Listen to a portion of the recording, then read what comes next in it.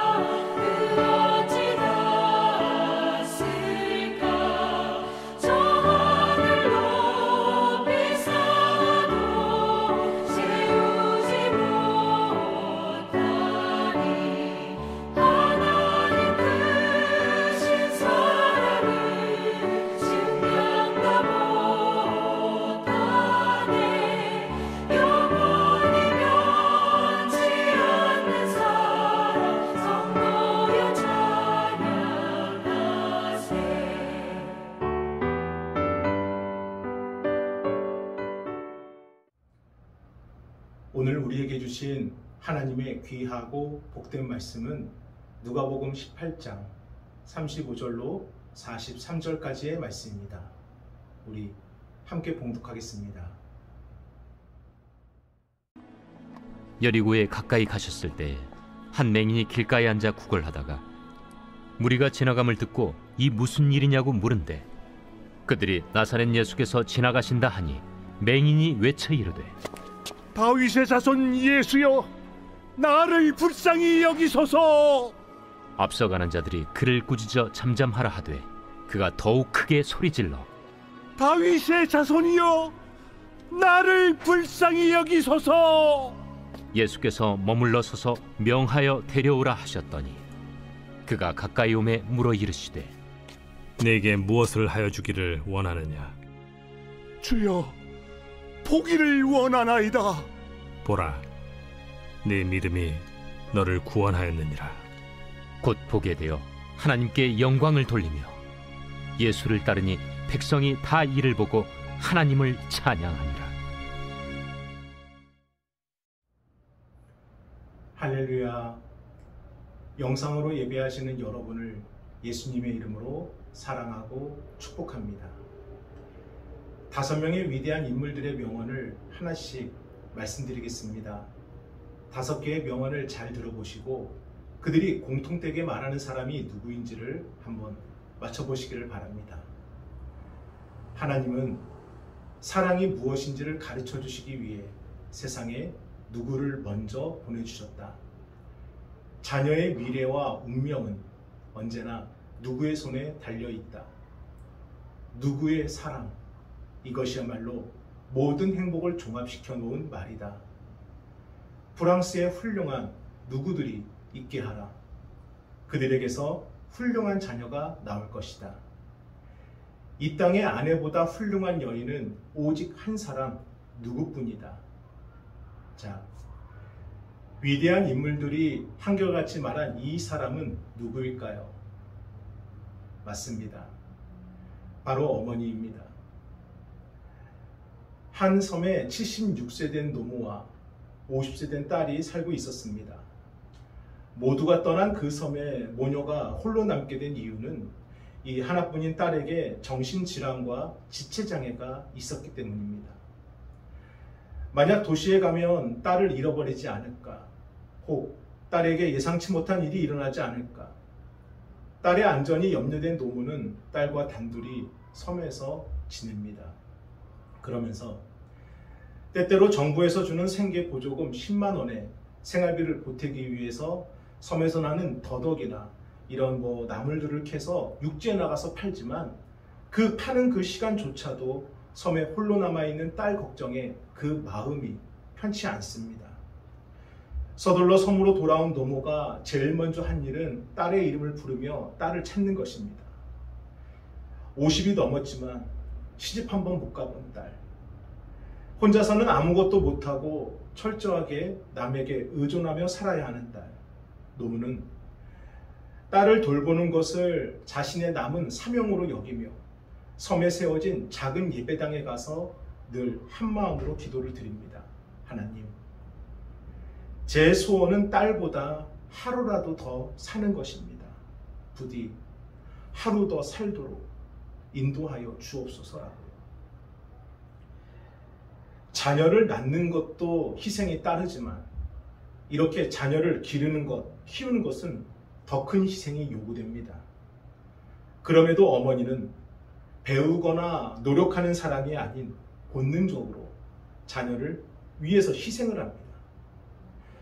설사 사회에서 지탄의 대상이 된 자녀라 할지라도 어머니만큼은 그 자녀를 품에 안고 자녀를 대신해 눈물로 용서를 구하십니다. 어떤 처지와 환경에서도 끝까지 그 자녀를 포기하지 않는 어머니. 그래서 어머니의 사랑은 무조건적이고 희생적이십니다. 지금 예수님의 마음도 그와 똑같습니다.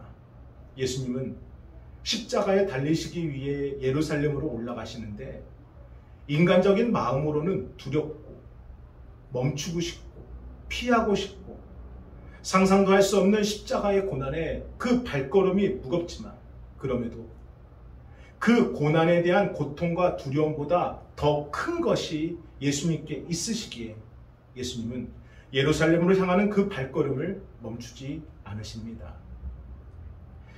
이제 예수님께서는 예루살렘에서 32km 정도 떨어진 이 여리고에 도착을 하셨는데 예수님의 행보는 어디를 가든 초미의 관심사였습니다. 그것은 여기 여리고도 예외가 아니었어요. 예수님이 여리고를 지나간다는 소식은 삽시간에 퍼졌고 역시나 수많은 군중들이 예수님을 보기 위해 구름대처럼 몰려듭니다. 그런데 갑작스런 사람들의 이 바빠지고 분주한 움직임에 마을 입구에서 구걸하던 맹인은 깜짝 놀라며 주변 사람들에게 걱정 섞인 목소리로 묻습니다. 아니 이보시오들, 대체 무슨 일들입니까? 아니 왜 이렇게 시끄럽게 사람들이 몰려가는 겁니까? 많은 사람들은 그냥 지나가다가 어떤 우연치 않은 한 사람이 퉁명스럽게 맹인에게 말을 해줍니다. 아, 지금 나사렛 예수가 여리고를 지나가고 있어.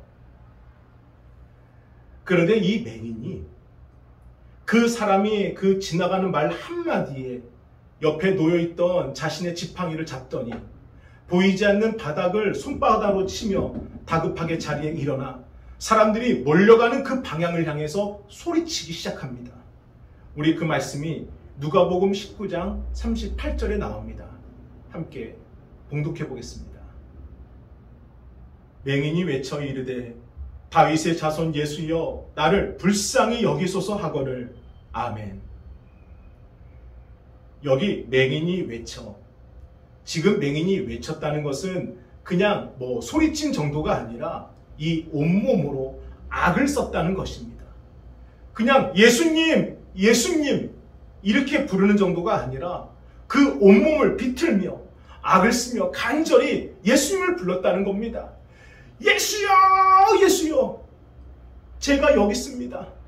예수여, 나를 불쌍히 여기소서라고요. 그런데 그 정도가 얼마나 심했던지 옆에 있던 사람들, 앞서가던 사람들이 맹인을 꾸짖으며 조용하라고 야단칩니다. 아, 왜 이렇게 시끄러워? 왜 이렇게 떠드는 거야? 그러면서 심지어 맹인을 나무라며 발길질로 차기도 합니다. 당시에 장애와 문둥병은 너무나도 부끄러운 일이었기 때문에 이 함부로 누구에게 말을 걸어서도 가까이서도 안 되는 죄의 상징이기도 했습니다.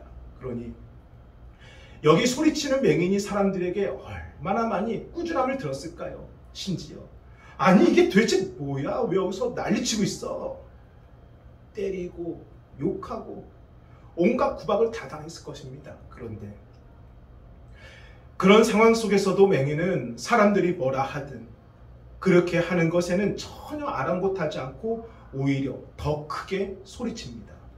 누가복음 19장 39절을 우리 함께 읽어보겠습니다. 앞서가는 자들이 그를 꾸짖어 잠잠하라 하되 그가 더욱 크게 소리질러 다윗의 자손이여 나를 불쌍히 여기소서 하는지라. 아멘. 온몸을 부들부들 떨며 두 팔을 벌려 온 사방으로 소리치고 있는 이 맹인. 자, 그런데 아무도 예상하지 못했던 놀라운 일이 그때 일어납니다. 예수님이 가시던 그 발걸음을 멈추세요. 그리고 저 끝에 서 있는 맹인을 보시며 그를 가리켜 이렇게 말씀하십니다. 누가복음 19장 40절 계속해서 읽어보겠습니다. 예수께서 머물러 서서 명하여 데려오라 하셨더니 그가 가까이 오매 물어 이르시되 아멘. 데려오라. 저 맹인을 내게 데려오라. 나를 간절히 부르고 있는 저 맹인을 내게 데려오라. 사랑하는 여러분, 예수님의 발걸음을 멈추게 만든 이 맹인의 부르짖음이 수많은 군중 속에서도 예수님께 주목받은 이 맹인의 부르짖음이 오늘 저와 여러분의 기도가 되길 간절히 소망합니다. 예수님을 멈추게 만든 맹인의 그 간절함이 저와 여러분의 간절함이 되어야 돼요. 수많은 사람 중에서 주목받은 맹인의 그 갈급한 간구가 저와 여러분의 간구가 되어야 합니다. 그래서 우리를 주목하시고 우리 가정을 주목하시는 일이 다른 때가 아니라 오늘 예배하는 바로 이 자리에서 임하여지기를 주님의 이름으로 축복합니다. 그런데 지금 이 상황을 맹인보다 더 놀랍게 바라보는 이들이 있었으니 그들은 맹인을 무시하고 또 괄시하고 나무라고 욕하고 때렸던 맹인 주변의 군중들이었습니다. 여기서 우리는 두 가지 사실을 보게 됩니다. 첫 번째는 맹인은 자신의 처지를 부끄러워하지 않았다는 것입니다. 사람들은 맹인을 죄인 취급해요. 다들 맹인을 멀리했고 어떤 누구도 그와 가까이 하려 하지 않았습니다. 항상 무시했고 그를 업신여겼고 그의 인생은 죄 많은 벌받은 인생이라 손가락질하며 놀려댔습니다. 그 누군들 주변 사람들에게 이렇게까지 밟히면 그 삶이 어떻게 될까요? 여러분, 우리가 주님을 만나는데 가장 큰 장애 요소는 우리의 신체적인 결함이나 아니면 약한 믿음이 아니라 바로 주변에 있는 사람들에 대한 시선을 의식하는 것입니다. 예배를 드리지 못하고 기도 생활을 하지 못하고 말씀대로 삶을 살지 못하고 이것보다 주님께 다가서지 못하도록 우리를 막는 더 큰 벽은 누군가의 시선을 의식하는 거예요. 아니, 저 집은 맨날 부부싸움하면서 교회는 잘 가네. 자기 앞가림도 못하면서 대체 누구를 덮고 누구를 섬기겠다는 거야. 이러쿵저러쿵 말하기 좋아하는 사람들의 그 소리. 예수 믿으면 뭐해? 애들이 학교를 잘 갔어. 남편이 돈을 잘 벌어. 맨날 기도한다고 교회 가는데 저 집 형편은 더 나빠지잖아. 웅성웅성 수군거리는 사람들의 평가. 듣고 싶지 않아도, 신경 쓰고 싶지 않아도 주변 사람들의 그 말과 시선이 하나님께 나아가고 싶은 우리의 마음을 가로막습니다. 그런데 여기 맹인은 지금도 사람들에게 무시당하고 욕먹고 죄인이란 소리를 들으며 끝난 인생이다, 살 가치가 없는 인생이다, 사람들의 손가락질을 받고 있지만 자신을 결코 부끄러워하지 않습니다. 사람들 때문에 자신의 그 처지를 부끄러워하지 않는다는 거예요. 그러니 앞에 누가 있든 옆과 뒤에 누가 서 있든 예수님을 부르짖고 예수님을 찾는데 전혀 꺼리낌이 없습니다. 내가 예수님 만나고 싶어서, 내가 예수님 찾고 싶어서 그래서 부르짖는 것을 사람들 때문에 멈추거나 망설이거나 마구 타지가 않는다는 거예요. 오직 예수의 이름을 부르는 거, 오직 예수를 찾는 거, 예수님께 나아가는 거, 지금 맹인에게는 이것만이 전부였습니다. 사랑하는 여러분, 주님 앞에 부끄럽지 않는 인생 어디 있겠습니까? 주님 앞에 당당한 인생, 죄 없는 인생 누가 있겠습니까? 사람들 앞에서 거룩한 척, 의로운 척, 깨끗한 척해도 우리의 옛사람, 우리의 지나온 삶의 이야기를 주님은 다 알고 계시는데 우리가 주님께 나아가지 못할 이유가, 말 못할 이유가 무엇이 있겠습니까? 주님 앞에 나를 부끄러워하지 마시기를 바랍니다. 주님 앞에 나를 숨기지 마시기를 바랍니다. 맹인은 자신의 처지를 사람들에게도 예수님에게도 결코 부끄러워하지 않았습니다. 두 번째는 맹인은 군중의 한 사람으로 남아있지 않고 예수님과 1대1로 만났다는 것입니다. 여러분, 신앙은 나와 주님이 1대1로 관계를 맺는 거예요.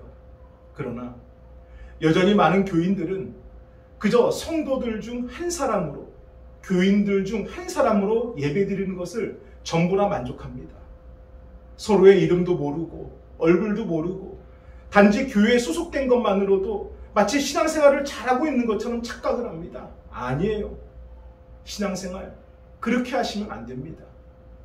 군중의 한 사람으로 머물러서는 안 되고 무리들 중 한 사람으로 만족하는 신앙이 되어서는 안 된다는 겁니다. 주님이 주목하는 한 사람, 주님이 찾으시는 한 사람, 내게로 오라 말씀하시는 주님의 그 음성을 들을 수 있는 그 한 사람이 되어야 하는 겁니다. 그래서 내가 고백하는 예수님, 나를 만나주시는 예수님, 우리의 삶과 마음에 뜨겁게 임재하시는 성령님을 경험하는 것, 이것이 예수님을 믿는 것이고 만나는 것입니다. 맹인은 무리 가운데 한 사람, 군중 속의 한 사람이 아닌 예수님과 1대1로 만나는 한 사람이 되었습니다. 그런데 이것은 맹인의 입장인 것이고 예수님의 입장은 어떨까요? 사람이 고난을 겪거나 고난을 앞에 두면 주변 사람들의 말이 들리지 않습니다. 누군가를 돌보고 돌아볼 마음의 여유가 없어요. 내 코가 석자인데요. 그런데 지금 예수님은 자신의 생명이 걸린 이 십자가의 고난과 죽음을 앞두고 계심에도 불구하고 감당하셔야 될 사명의 무게가 결코 가볍지 않음에도 불구하고 사람들이 무시하는 그 사람, 사람들이 실패한 인생이라고 손가락질하는 그 사람, 그 한 사람의 그 강구를 외면하지 않으십니다. 가던 길을 멈추시고 그 한 사람을 만나주십니다. 대체 왜 그러실까요? 지금 예수님의 마음도 복잡하신데, 예수님이 여기서 이렇게 지체하실 이유가 없으신데 대체 왜 이렇게까지 하시는 것일까?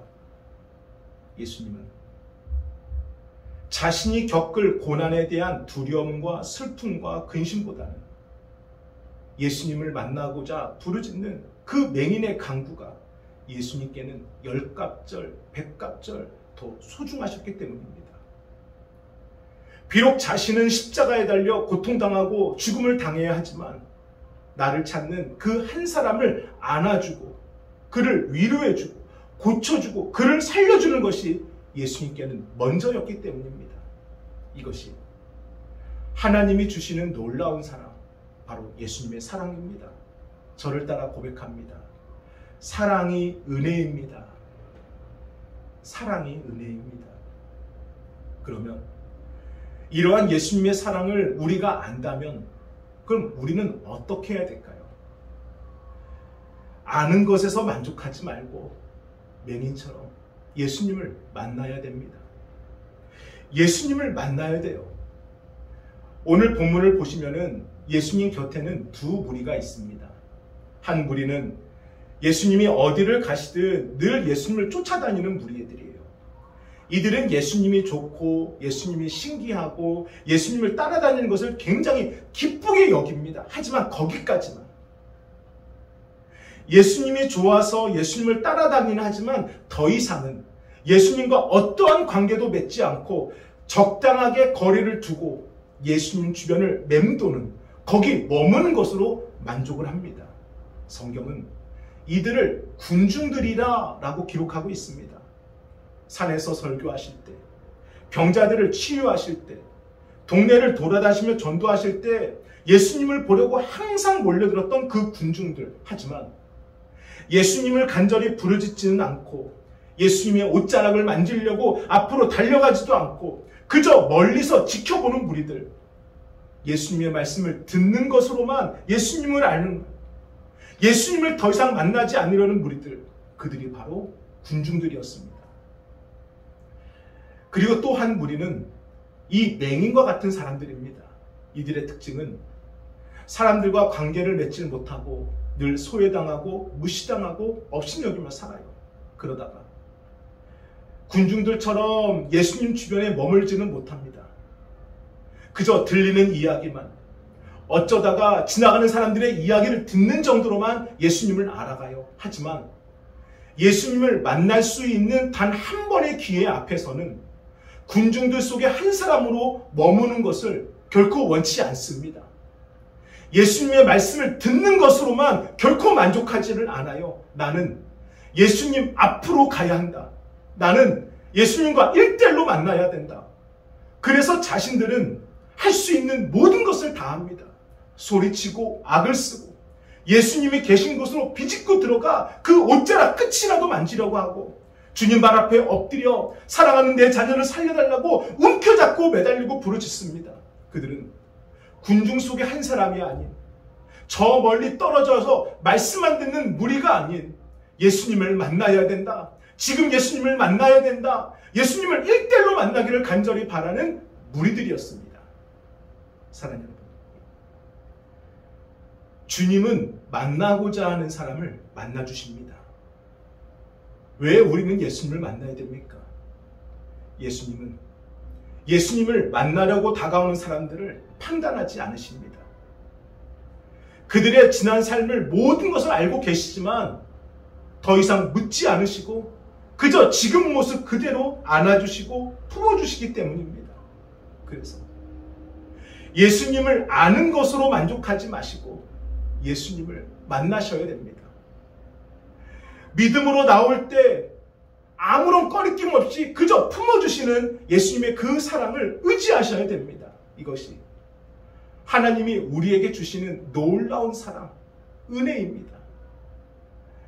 여기 믿음으로 예수님을 1대1로 만난 맹인을 향해 예수님 이렇게 말씀하여 주십니다. 누가복음 18장 42절을 함께 읽어보겠습니다. 예수께서 그에게 이르시되 보라 내 믿음이 너를 구원하였느니라 하시매 아멘. 사랑하는 여러분, 여러분에게 이 은혜가 있기를 예수님의 이름으로 축복합니다. 예수님과 만날 때 예수 그리스도의 이름으로 회복되어지는 것이고 예수님을 만날 때 예수 그리스도의 이름으로 치유되는 것이고 예수님을 만날 때 예수 그리스도의 이름으로 똑바로 걷게 되는 것이고 예수님을 만날 때 예수 그리스도의 이름으로 응답받게 되는 겁니다. 내 믿음이 너를 구원하였느니라. 이것이 오늘도 예배와 찬양과 기도로 예수님 만나기 위해 달려나온 여러분에게 주시는 하나님의 음성입니다. 이 말씀을 붙들고 오늘도 예수님을 만나 살아가는 저와 여러분이 되길 주님의 이름으로 축복합니다. 아멘. 기도하겠습니다. 거룩하신 주여 감사합니다. 하나님의 놀라운 축복의 은혜가 오늘도 이 시간 저희들의 삶의 자리 가운데 임하여짐을 믿습니다. 예수님을 만나고 싶습니다. 예수님 만나기 위해 예배하고 찬양하고 기도하는 권속들의 그 마음을 주님이 아시오니 내 믿음이 너를 구원하였느니라. 그 말씀이 오늘도 예배하는 우리 성도들에게 그대로 이루어지게 축복하여 주옵소서. 아버지 감사합니다. 정성껏 준비하신 예물을 하나님께 드리겠습니다. 주보혈 날 정결케 하고 주보혈 날 자유케 하니 주 앞에 나 예배하는 이 시간 나의 모든 것을 주께 드리네. 주의 손 날 위에 찢기셨고 주의 발 날 위에 박히셨으니 이제는 내가 사는 것이 아니요 오직 주를 위해 사는 것이라.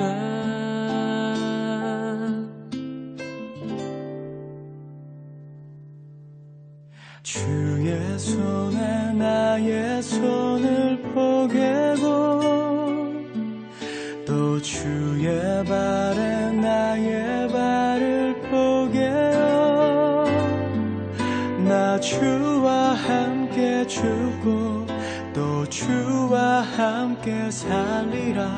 영원토록 주 위에 살리라. 주의 손에 나의 손을 포개고 또 주의 발에 나의 발을 포개어 나 주와 함께 죽고 또 주와 함께 살리라. 영원토록 주 위에 살리라. 주 위에 살리라.